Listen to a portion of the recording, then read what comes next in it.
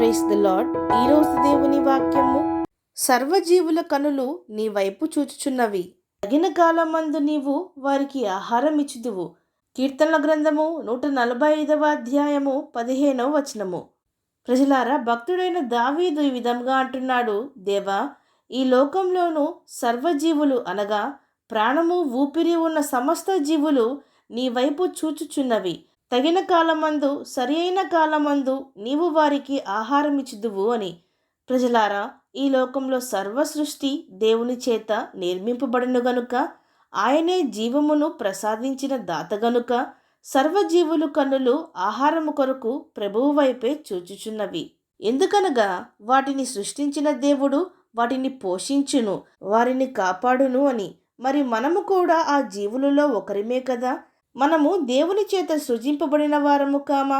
ఆయన మనల్ని సృజించిన తండ్రి కాడా? దేవుడు తన ఆకారంలో తన స్వరూపంలో మనల్ని చేసుకునలేదా? తన ఊపిరిని ఆత్మను మనకు దయచేయలేదా? మరి మనుషులమైన మనము ఎందుకు దేవుని వైపున చూడము? మన కన్నులు పైనున్న వాటి యందు, పైనున్న దేవుని యందు, ఆకాశ మహాకాశములలో సింహాసనాసీనుడైన దేవుని వైపు ఎందుకు చూడవు? కేవలము ఆహారము కొరకే కాదు, మన జీవితంలో ఏ ఇతర నిర్ణయముకైనా, సహాయముకైనా, విడుదలకైనా, చేయు క్రియకైనా మన కన్నులు లోకంలోనే తిరుగును, ఇతర మనుషుల వైపునే తిరుగును, లేక ఈ లోకాధికారి అయిన సాతాను ఆలోచనల వైపే తిరుగును, ఈ లోక సహాయము కోసమే తిరుగును. భయపడుతూ, ఒత్తిడికి గురి అవుతూ, మరణమే ఇట్టి సమస్యలకు నివారణ అని వారి జీవితమును వారే ముగించుకుంటున్నారు. తరువాత వచ్చే ప్రతిఫలమైన నిత్య నరకమును గూర్చి ఆలోచింపరు. ప్రజలారా, అందుకు పాలిభాగస్తులగుటకు మన దేవుడు మనల్ని పిలువలేదు. అట్టి నరకమునకు పాత్రులగుటకు దేవుడు మనల్ని సృష్టించలేదు. మనకు వలె సంకుచితమైన మనసు కాదు దేవునికి. ఆయనను అడిగిన వారికి విస్తారంగా, ధారాళముగా దయచేయి దేవుడు మన దేవుడు.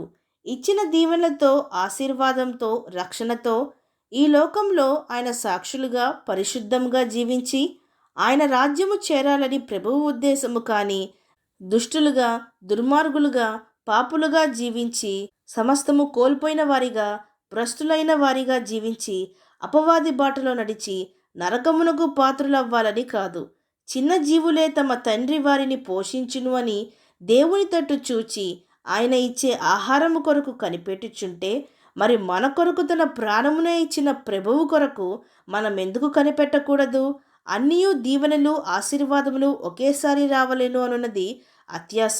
జీవితంలో త్వరగా నిర్ణయములు తీసుకొని జరిగిపోవాలని అనుకుంటే అవి స్థిరంగా ఉండవు, ఎక్కువ కాలం నిలువవు, ఫలించవు. ఒక తల్లి బిడ్డను కనుటకు 9 నెలలు ఎదురు చూడవలెను, కనిపెట్టవలను, మోయవలెను. ఒక విత్తనము మొలచి చెట్టై ఫలములు ఫలించాలంటే సమయము పట్టును, అవి రోజులైనా సంవత్సరములైనా. అలాగుననే మన జీవితంలో దేవుడు నిర్ణయించిన క్రియలు, ఉద్దేశములు నెరవేరాలంటే సమయము పట్టును. దేవునికి మన జీవితంలో మనకేమి కావాలో, మనకేమి ఇవ్వాలో మనకంటే బాగుగా ఆయనకే తెలియను గనుక ఆయన ఇవ్వడు అని అనుకోకుడి. దేవుడు ఖచ్చితంగా ఇచ్చును. తగిన సమయంలో, ఆయన సమయంలో మనకేమి కావాలో, మన జీవితంలో ఏమి జరగవలనో, ఏది మనకు సరి అయినదో అది దేవుడు ఖచ్చితంగా దయచేయును.